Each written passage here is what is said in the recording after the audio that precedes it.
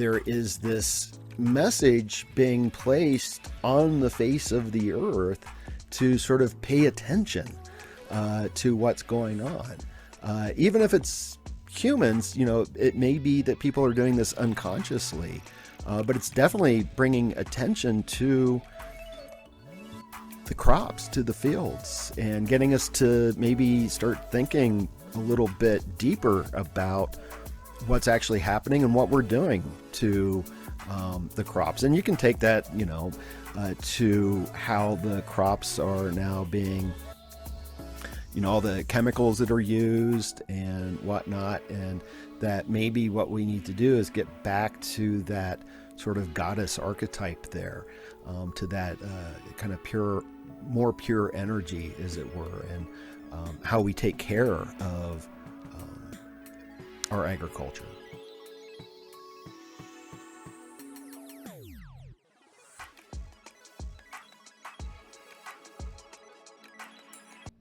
Welcome to Connecting with Coincidence. I am your host. Yeah, Bernie Beitman, that's me. That's what I'm here being the same person. We got done over 200 of these things on Zoom. And I'm really glad to have our guest today for a variety of reasons. But we met on his podcast. Nick Mather does Rebel Spirit Radio, and we had a really good time.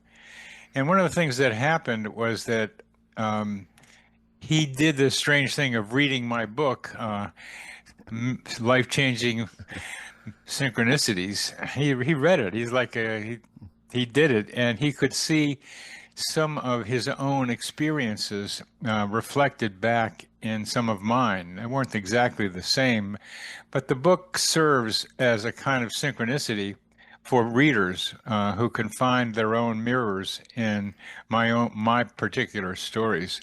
And we're going to talk about some of those parallels later in the show. But first, we're going to get into some of Nick's major ideas, and some of them have to do with, as you will see, EcoSpirituality. So my introduction to him is this.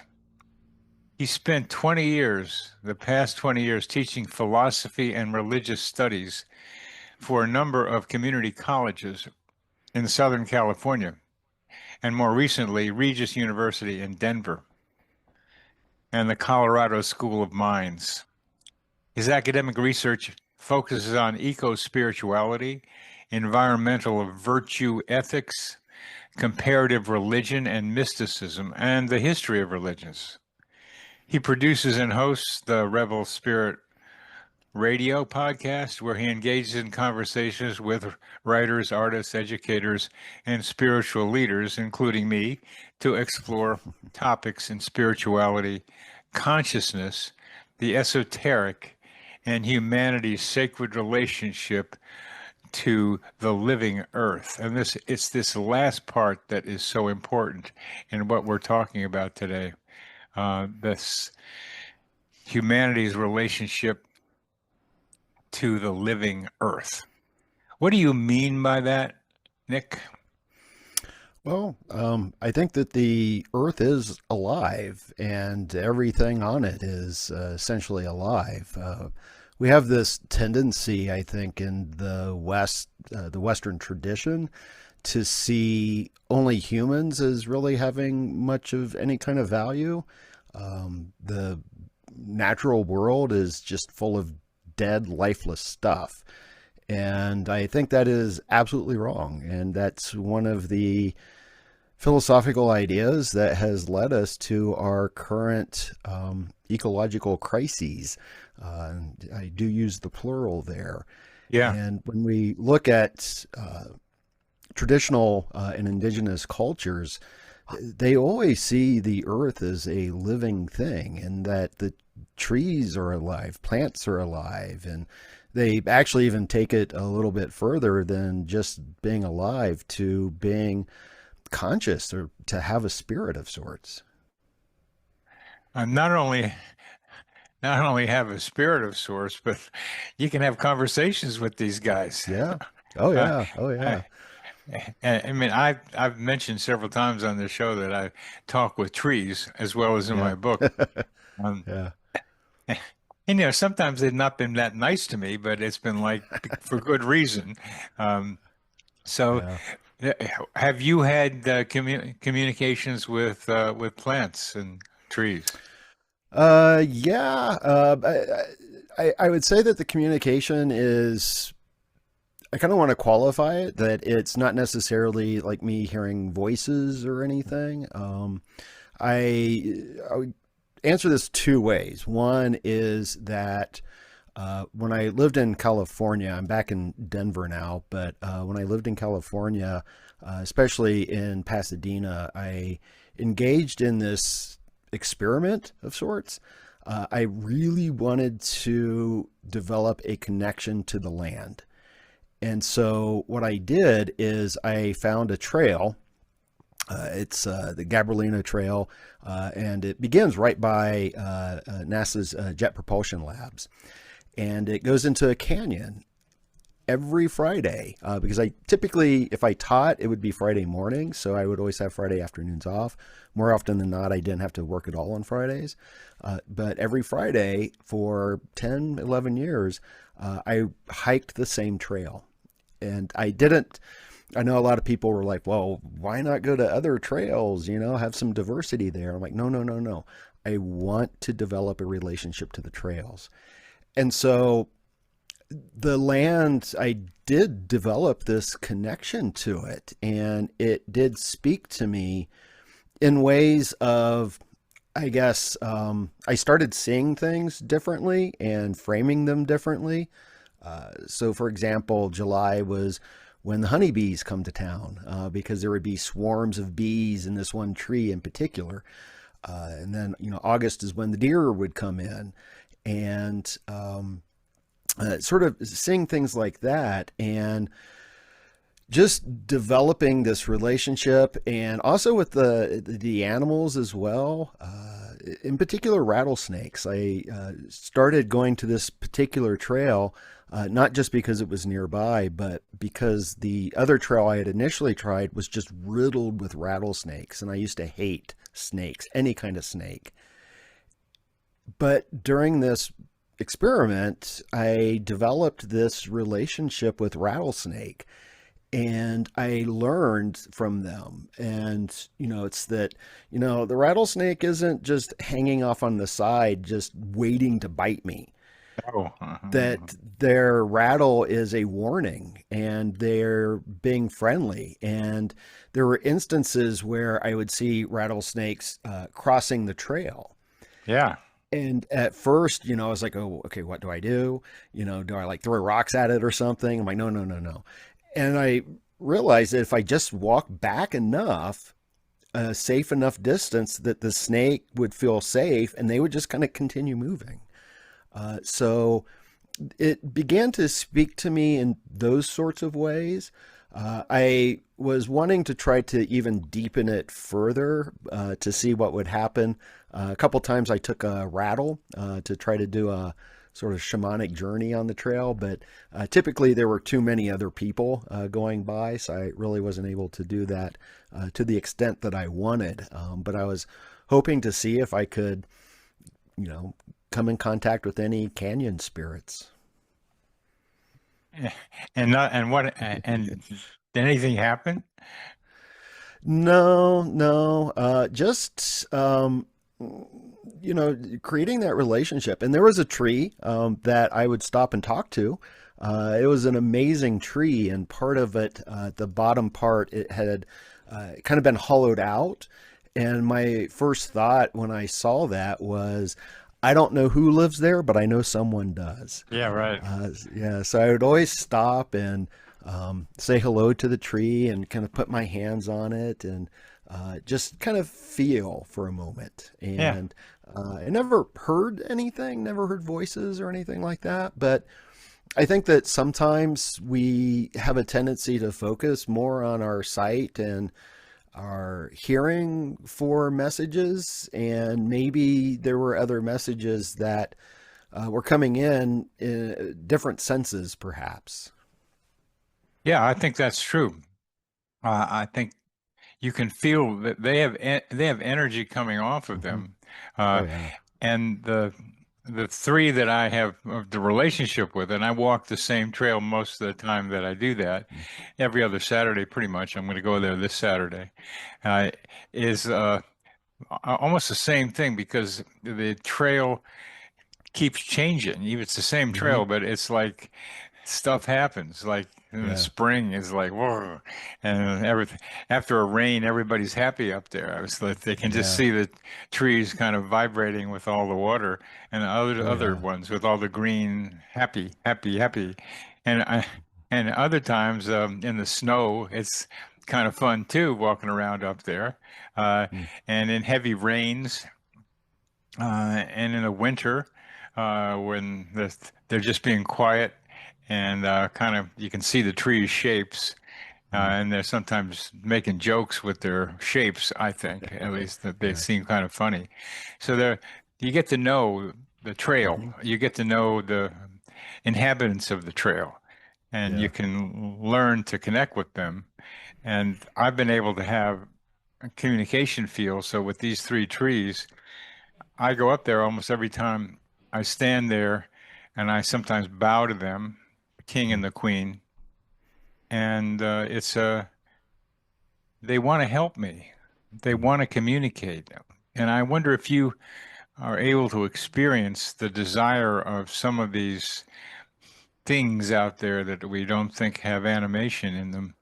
I wonder if you experience their desire to communicate with you. Um, I think to some extent, perhaps one example of something that I kind of read a specific way was midway on the trail, there was a small campground. And that's always where I would stop and use the restroom. And one day there were these I think they were ravens. I don't think they were crows. I think they were ravens. I could be wrong on that just kind of swooped down and were really talking to me.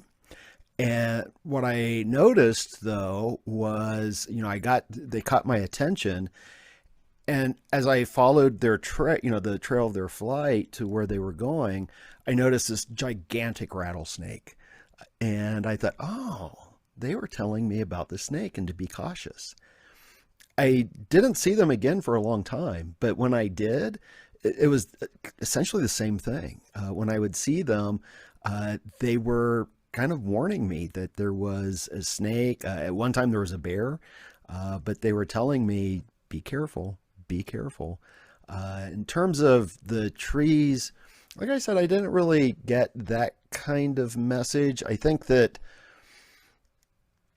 I don't even know how to explain it, especially that one tree. There was just this kind of wordless knowing, I guess is Yeah, how I yeah. would There's describe it. Yeah. Yeah, a wordless knowing is a good way of talking about it. But I mean, I'm talking about trees, but that's Yeah. me, and Yeah. I'm curious always which parts of the forest resonate with this person in front of me. Mm. And you're a rattlesnake guy so far, um, Yeah. and this enough so that you go running around up there with a rattle, pretending like you are Yeah. one. Uh, Yeah. Yeah. so. Good point. Never thought of that. Well, okay, now Yeah. you thought of Yeah. it. Yeah. Uh, Yeah. it's so there's like we each of us may have a totem, meaning an animal that Mm. represents us to some Mm. degree. I think I'm a tree. I've Mm. identified with them. I draw myself looking like a tree sometimes. It's like that's what I do. But let's say Nick Mather is a rattlesnake guy, and his totem might be a rattlesnake. Well, what does that? What? Tell us about how you think about that.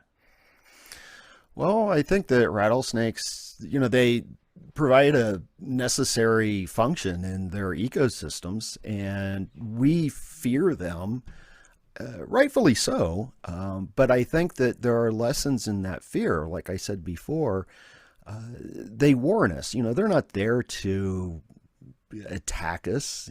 I don't think that the rattlesnakes have this intention of, ooh, how many humans can I bite today? But instead, they're like, hey, I'm here. but you know, be cautious.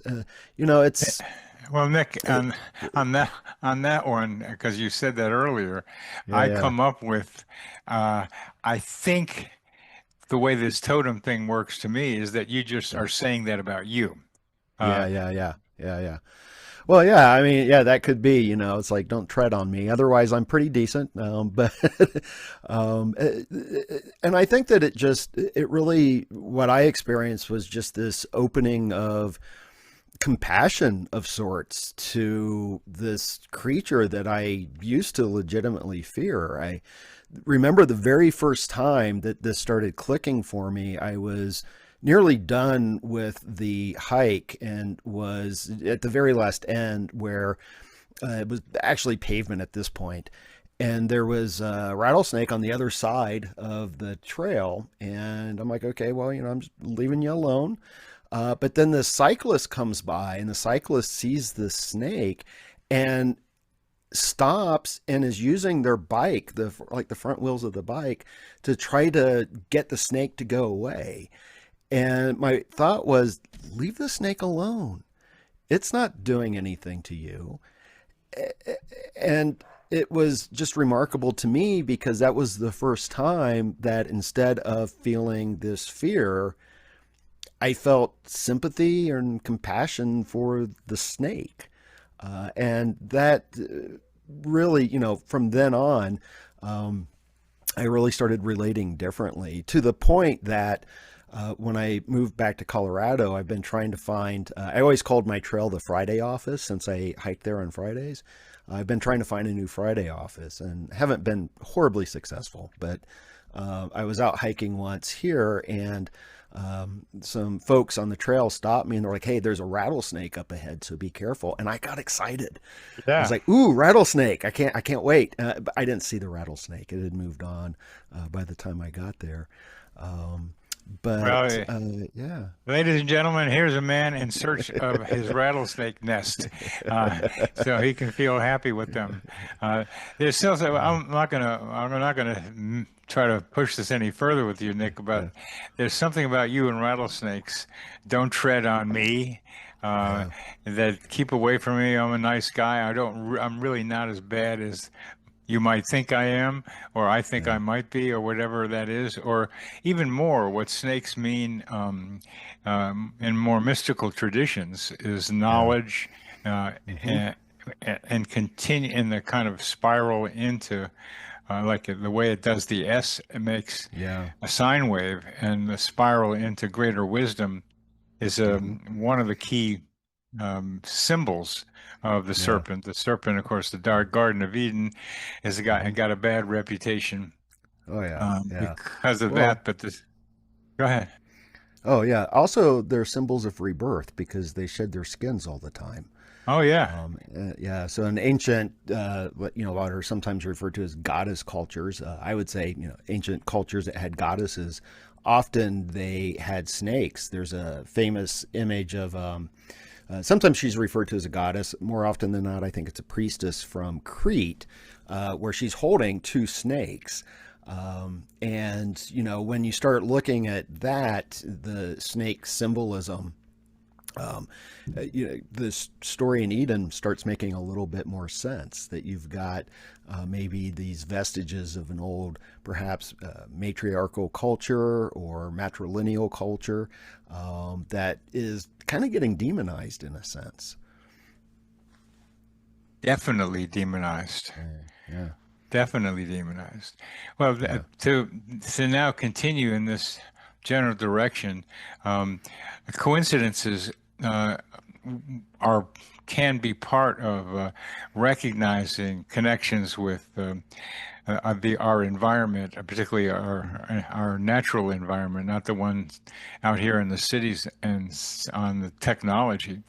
And there's a guy in South Africa who's very tuned in to trying to seeing connections between coincidences and mm, events in the forest and mm. out in nature. I wonder what you could say about coincidence, synchronicity, and nature. Well, the way I would look at it, how I always frame it is, and I think this is on track for synchronicities, is the old Hermetic maxim of, it's usually said as above, so below, but I think there's also that element of as within, so without. Yes. And I think that really speaks to synchronicity. So the way I look at all of this is these environmental crises that we're surrounded with. That's a reflection of our own inner state, and it's a warning that we need to fix ourselves. It's like the natural world is so beautiful, and it's been seen as a mirror of the divine. It's been seen as evidence for the divine because of its beauty. And yet there's all this ugliness. And that ugliness, I think, really comes from our own doing. And so whenever I see, like an oil spill or an oil eruption in the oceans, I see, that as reflecting on us. And pollution and fires and everything else, these are telling us something about the human relationship, and that it's off target, that we're very much misaligned with where we should be and what we ought to be doing. So we need to start working on our own sort of inner ugliness, if you will, to prevent that outer ugliness from manifesting. That's the way I look at it. I also see, and this one is a little bit out there, but it was something that I was thinking about many, many, many years ago. And that was the crop circle phenomenon. And I was looking at, kind of thinking about UFOs along the lines of Carl Jung. He wrote about them. As a sort of he thought it might be a new religion, but I was trying to think about all of this sort of archetypally. And I was thinking in terms of like these crop circles, and not necessarily, well, what's causing them? Is this some kind of extraterrestrial message, or is it just, Dave and John from the local pub who are going out in the middle of the night doing this, or what have you? To me, that didn't matter. What mattered was that you had these formations in the crops, and like wheat and whatnot. And I thought, okay, well, that's interesting, because I immediately started thinking of, well, it's in, if it's like wheat in the cereals, we get that term from the goddess Ceres, and or Demeter, and that there is this message being placed on the face of the earth to sort of pay attention to what's going on. Even if it's humans, it may be that people are doing this unconsciously, but it's definitely bringing attention to the crops, to the fields, and getting us to maybe start thinking a little bit deeper about what's actually happening and what we're doing to the crops. And you can take that, to how the crops are now being, all the chemicals that are used and whatnot, and that maybe what we need to do is get back to that sort of goddess archetype there, to that kind of more pure energy, as it were, and how we take care of our agriculture. And what would that look like? Taking care of our agriculture, I think that it would be having a better relationship, more organic. I know that there's a lot of criticism that you can't grow enough crops if it's organic, but there have been some published research that suggests otherwise. The other thing, I think, with what this could look like in terms of our agriculture is, one, to bring in women. Worldwide, most agriculture is done by women. And what happens is when we have these sort of monocrops, like what we have in the United States right now. So it's, the wheat, the soybeans, and corn. In traditional agriculture, when women are working it, there is so much more diversity in plant life. And that's one of the things that you do. Instead of having petrochemicals for insecticides, you use companion plants, so that the insects will go towards one plant rather than the one that you're trying to grow. And also with the diversity of crops, that helps human nutrition because we get so much more nutrition from a variety of crops than just relying on a handful of them. There's so many edible plants that we aren't eating because we're focused just on these few sorts of crops.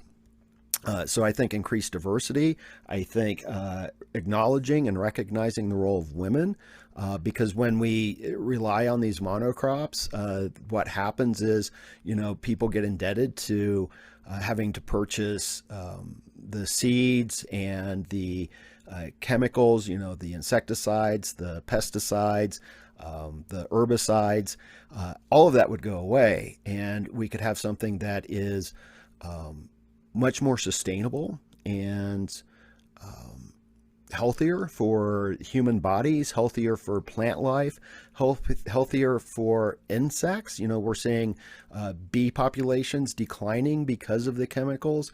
We're seeing other insects going, on the very verge of going extinct because of them, like lightning bugs. That one breaks my heart, that they're almost extinct.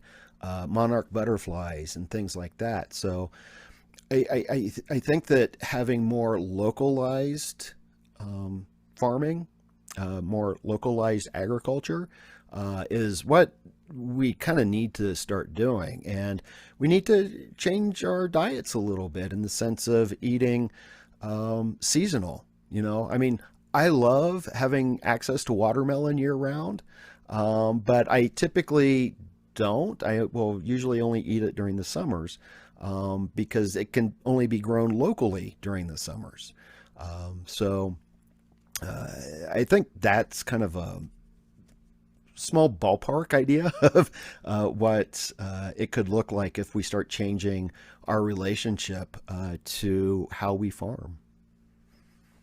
Yeah, that's all very good ideas. I'm faced with how do we implement them? And one of the Yeah. ways that I think about implementing just an idea like yours, but there are other ones that are like yours, is recognizing that at least in the United States and perhaps other places, we are in a form of capitalism which Mm. can be called problem solution capitalism, Yeah. where the capitalism creates the problem, in this Mm. case, monoculture, Yeah. and then has a solution to it, which is awfully devastating. All the poisons that we put on to the monoculture in order for it to be able to be maintained. We do that in medicine. The best example now is the pharmaceutical industry purchasing weight loss pills while helping some of the food industries make food that makes people fat Yeah. because it's so tasty. Problem, solution, capitalism. How do we Yeah. get past that one? Yeah, well, that's a big question. I don't. There's going to have to be a lot of change, and I think there has to be sharing of knowledge. So one of the things that comes to mind. So with food, I'll stick with the food. One is the food is medicine, and if we eat good food, we don't have to have the pharmaceuticals typically to make us healthy. But one of the models that I really liked when I lived in Pasadena, I subscribed to, they're called CSAs, Community Supported Agriculture, I think. And what this was, it was a local farm, local organic farm, I think they were up near the Bakersfield area. Once a week, I would go to a parking lot because I paid, I think it was $22 a week. So, $88 a month. And what I would get is a box full of fresh organic produce. And it was enough to feed two people. And actually, it was more than I ever needed. And that's way less expensive than the organic foods in the grocery stores. And it was always grown locally, and it helped support the local farmers.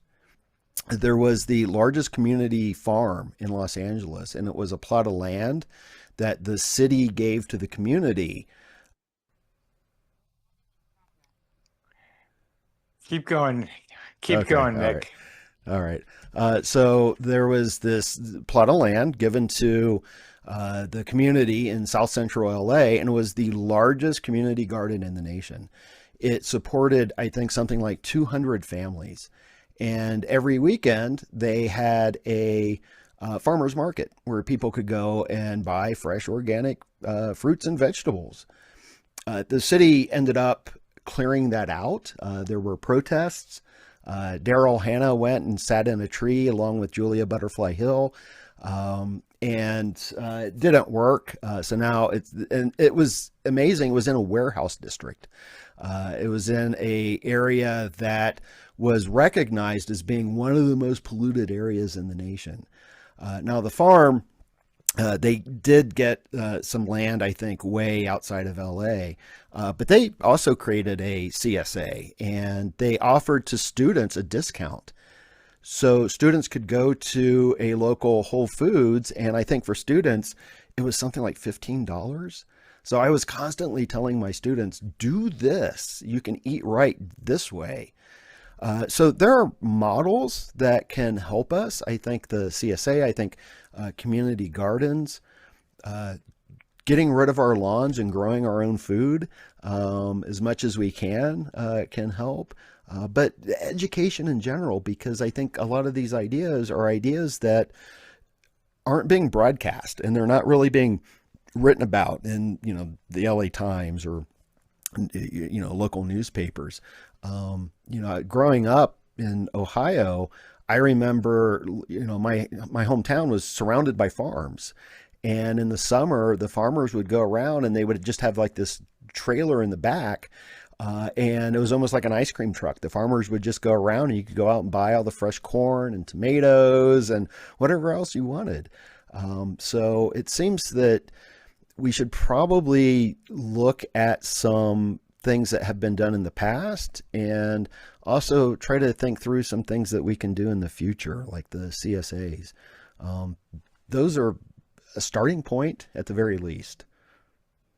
One of the problems we have now is that the old farmers are dying off. Yeah. Yeah. And the land is being sold to people with the highest bidder. Mm-hmm. Yeah. Yeah. A lot of the farms are being sold off to the mega agricultural corporations, and which is what relies on those monocrops. Which relies on those monocrops. That's right. Yeah. Yeah. It's well, let's go to synchronicities between you and me and reading in my book. Why don't you tell us something about those parallels? Okay. There was one that really came to mind, and I forget exactly how you framed it in the book. But I had this situation where I had a roommate. I will just call her Elsie here. That was a very problematic roommate. And throughout the situation, as things got hotter in terms of the frustration between us, water, there was all this water explosion. So it started where she had moved in and everything was fine for a while.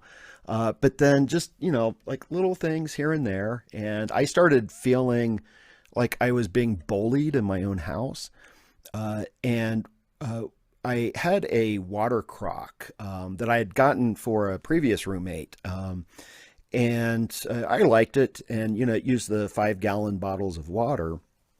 And I had an arrangement with the new roommate, Elsie. And that was I would pay for the water and she would get the water bottles filled. And the water place was 2 blocks away. And she was driving food delivery. So it was easy for her to do. And she agreed to that. One morning when I had just put a new 5-gallon jug of water on the water crock, and it was a Friday morning, and I remember the day was 5 years ago yesterday, on July 2nd, and I remember that because it was my mom's birthday. And I was getting ready to go for one of my hikes, so I filled up a couple water bottles, and I went off on my hike. And whenever I would come home, the first thing I would do was like, okay, ice water. I want ice water. So I went to get some water, and the 5-gallon bottle was completely empty. And then I noticed that the spigot was broken. And my first thought was, when I saw that the water was empty, I kind of cursed. I won't repeat those here. And then I saw that she had left a note on the refrigerator saying that she had broken the spigot. And at that point, I'm like, oh, okay, that's fine. Accidents happen. So I went, took a shower, and then immediately after I was done, got online onto Amazon and bought a new spigot for it. And since it was right before the 4th of July holiday, the spigot wasn't going to come back or be delivered until I think like the 5th or the 6th. So Elsie gets home and she's like, well, what are you doing about the water? And I said, well, I ordered the spigot. It'll be here on the 5th or 6th. And she goes, well, what am I supposed to do until then? And I had a pitcher, a filtered pitcher, like Brita or Pure or something. And I said, well, there's that. I also had 2 other pitchers that I had filled up with water from another of the 5-gallon things and a couple other containers. I said, just use that. She was not happy with that. She goes, well, what if I buy a new crock for like $5? I'm like, well, okay, number one, you can't buy a crock for $5. Number 2, I like that one. And she goes, well, what if I go to the water place and see if they have a spigot? I'm like, fine, you do that. You do that. That's fine. And she never did. So the spigot arrived. I replaced it and problem solved. A few weeks later, I had all the empty water bottles and put them in the entryway where she and I would leave the money in this like stamped card, and they just sat there until finally she just shows up one day and goes into the kitchen. She goes, by the way, I've decided to meet my water needs a different way. I'm like, okay, fine, I guess, whatever. So things were tense. And then what happened was the kitchen faucet exploded. I have a video of it just shooting water everywhere. So I had to call the owners of the house and say, I need a new faucet. So I bought the faucet, and the owner came in when he could to replace it.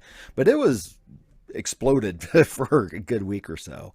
And I see that as part of this sort of ongoing synchronicity with water. Because what happened next was that we ended up having a huge argument one morning. She was using a juicer. I don't know if that counts for water. We had an agreement that, don't be quiet if you're in the kitchen, because my bedroom was right off the kitchen. I said, please, just be mindful. And sometimes I have a sleep disorder.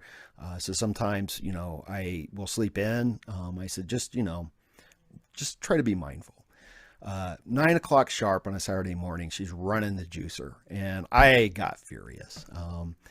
And that led to this huge argument. And I ended up telling her, that she needed to find an elsewhere to live. And one of the things that she brought up was that she couldn't believe the audacity of me expecting her to fill up my water bottles. And I'm like, but we had an agreement. We had an agreement about this. And then she even denied that she had even broken the spigot. I'm like, but why did you leave a note that you had? It was just crazy, right? And I was done. I was just done. So a few hours later, my partner came over, would always come over on Saturdays, and I wanted to talk to him privately. So I'm like, hey, we need to go for a walk. And I wanted to tell him that, look, I told Elsie that she had to leave. And as we were talking, my phone began vibrating in my pocket. And it was her. She left a message that the pipe in her bathroom sink had exploded. So there was water gushing out everywhere. Um, and we had to get that fixed. But I saw these sorts of explosions of water matching the tension and the arguments that we were having, and it just kept getting worse and worse and worse. And so I always saw that as a kind of synchronicity. Interestingly enough, I would also add this, just a couple things. One, she actually identified a rattlesnake as my spirit animal, but she was not being favorable to rattlesnakes or me in that comment. The other thing is that right before I left California, I was there during they had this massive rain season, and my trail got wiped out. Huge sections of it got wiped out, and because it was just the water, and the house developed a massive leak.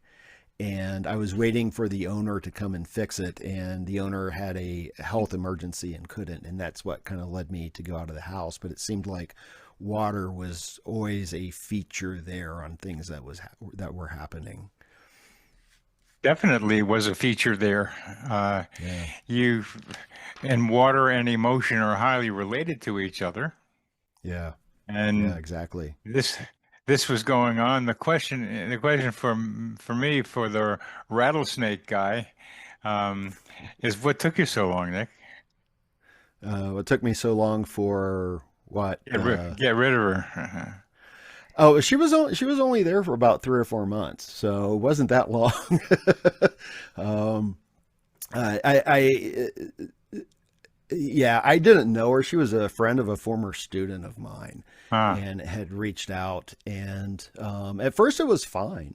Although the very first night she was there, I like to keep especially in winter, I keep the house kind of cool because I just sleep better. And she just immediately began complaining about it. And I'm like, okay, well, here I have a heater. And it was a brand new heater. And she's like, oh, I accidentally kicked it over and now it doesn't work. And it never worked again. And so I am a fairly patient person and I don't want to um, go to extremes. And I try to recognize that, I had this huge house and she was just renting a room, and tried to met her expectations as best as I could. But it just got to the point where more and more it felt like there was more demands being placed, and I thought that they were unreasonable. And it just ended with this massive kind of explosion, which I would prefer not to have done, but I had just had it at that point. the rattlesnake got stepped on, Nick. Kind of, yeah, And the yeah, rattles, I mean, it took this, you're doing a lot of rattling with yeah, her, trying to say something a little wrong here. yeah, But yeah, then you got to a tipping point finally. And the yeah. story in my book that's like that is it took me a long time too. This person was there for a couple of months too, maybe three. Was supposed to be there for a month and a half, and it kept getting extended. Um, it wasn't water; it was electrical stuff that went bad with her, and that was that may be a little bit in the direction of like what does that say about what was going on between her and me that was Mm, more electrical, while right. yours was in more emotional? And that's Yeah. fun to kind of speculate about. And I Mm, wonder what you would think about electrical explosion, like the I needed a new transformer in, I mean, my fuse box went out and mm, needed a new transformer for the house out into the main pole out there. Refrigerator went out. The washing machine overflowed. That's like what you're talking about, which it hadn't mm. done before or since. So there are a lot of events around the house that I think were a product of both of my Mm. emotions as well as perhaps Yeah. her emotion. I don't think she cared. She just Yeah. went. she just went on and on with what she was doing that was so not paying attention to her impact on me. And you're a very, very nice guy. And you need somebody to pay attention to what's going on inside of you. And like my partial temporary roommate, she just went along with what she felt like doing. And that's what Mm. yours did. Yeah, yeah, kind of. And then accused me of being a narcissist.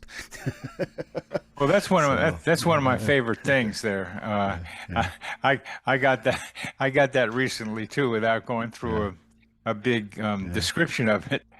But yeah. it's like the pot calling the kettle black. It's Hmm. like she, she, she's who who's the narcissist here? Yeah, yeah, yeah, exactly. And, I mean, my, response was, well, am I a narcissist? And I had to talk to some friends. I'm like, do you see this tendency in me?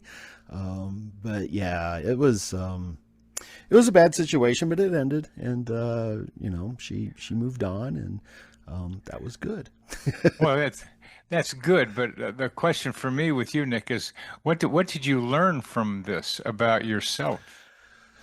Oh, about myself, to Yeah. be a little bit more cautious about who I would rent space to, but also to be a bit more open in the sense of not waiting to say something. If I was feeling frustrated or if I felt that something wasn't quite right, to rattle that truth out rather than hold it in and keep it bottled up until I was ready to bite.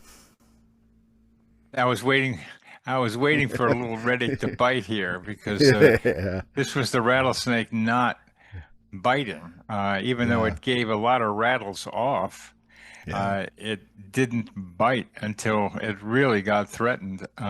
yeah, The explosion in the bathroom, I guess, was the final, not straw, yeah, but like yeah, geyser might be the better word to use for yeah, it.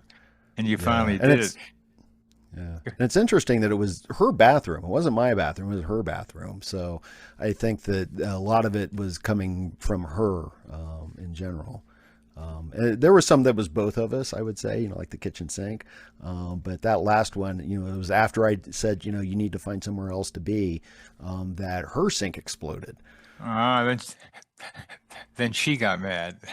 Yeah, yeah, And she yeah. got that's really good. It's fun to kind of trace these things, but the Mm, basic idea is that we try to learn from coincidences like that. That when you have a yeah. series like that, it might be called seriality, when Hmm. anybody can see what's happening with all the water stuff happening. It's not like a mental event and then an external event matching each other. There is a series of water things going on that anybody could see. They're physical, objective events. And when Hmm. you see a series like that, what are you going to do with it? And you were tested. I mean, I'm still thinking of the rattlesnake that you run across with two on the trail, Hmm. um, and you recognizing that it's just rattling to kind of keep you away, and maybe even make friends with you if you can feel like it can get to that place. But you weren't able to do that, but that's how we learn. I'm going to be Right. very careful about doing it more quickly with anybody that's obviously crossing a boundary like that. Yeah. Yeah, yeah, for sure. Yeah. And, I don't think that I rattled enough. I don't think that I gave enough You warning. didn't. You Yeah, didn't. yeah. We got about 10 minutes left, Nick, and I think there was another story you had that Uh, paralleled mine. yeah, there was one that was regarding lights. And this was when I had applied to the doctoral program that I initially went into. And I have these two desktop lamps. They're small, kind of amber, and they've got the touch, where that's the touch base. That's how you Yeah, turn them on. yeah. And I had them on top of a long bookcase. And the bookcase was, I don't know, maybe five. It was brick and boards bookcase. And I noticed one morning I woke up and came out of my bedroom, and one of the first things I noticed was that one of the lights was on. And I thought, well, I don't remember having those on last night. So I just kind of turned it off and went about my business. And then a couple weeks later, I woke up and came out, and then the other one was on. And I'm like, okay, well, I know I did not have these lights on last night. So I started paying attention.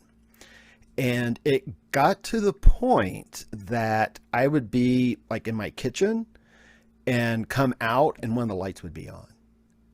So I started exploring. I wanted to see, is there a reason? Is it, I don't think it was a short. It wasn't anything in the electricity. I had two cats, but both were older cats and they could not jump up onto the top shelf. So I knew it wasn't them. I tried, the air conditioning. I tried various settings and that never set anything off. I was like opening and closing doors that were nearby and that didn't do it either. So I was paying close attention. And it was the day that I got the letter from the college that I'd been accepted into the doctoral program. To get my mail, I had to go outside and down some steps, some stairs, and I came up and I had already opened up the letters. I knew I was accepted, and I walk in my front door and both of the lights were on. And that's the only time both of them had ever been on. And they certainly were not on when I had left the apartment. And that was the last time that happened. There was one other instance of one of those lights coming on. And that was many years later. And it was when I had just come back from my very first ayahuasca retreat. I had been in a really bad state before going. And I thought, well, I'm going to see if this helps, talking about plant medicines and plant consciousness, right? And when I got home and walked in my front door, first thing I noticed, one of those lights was on. And that's the last time that happened. Now, with the first part of it, in terms of the doctoral program, I could never figure out if it was a message, if it was telling me, be cautious, don't go, or if it was more like, yay, go.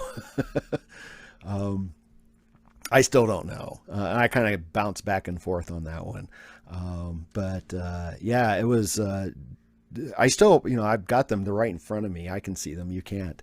But every now and then I'm like, okay, y'all need to give me a signal. But it's only when they want to. It's Well, I think the signal was that the transition's coming up now, Nick, Yeah, which you could kind of be. knew. Yeah. And they were like heralding it. But still, as with so many coincidences, it's up to you to make the final decision. And that's Yeah. what we had. Yeah. Yeah. So we've come to the end of our time, Nick, and I want to thank you very much for taking me out to the farm and giving the waterworks the story, Sure. and Yeah. even the lights. So thank you very much for reciprocating with me, with my being on your show, and now you're on mine. So thank you. Yeah. Well, thank you. I really enjoyed this. I really appreciated the invitation, and I enjoyed also speaking to you the other two times that we spoke, and this time as well.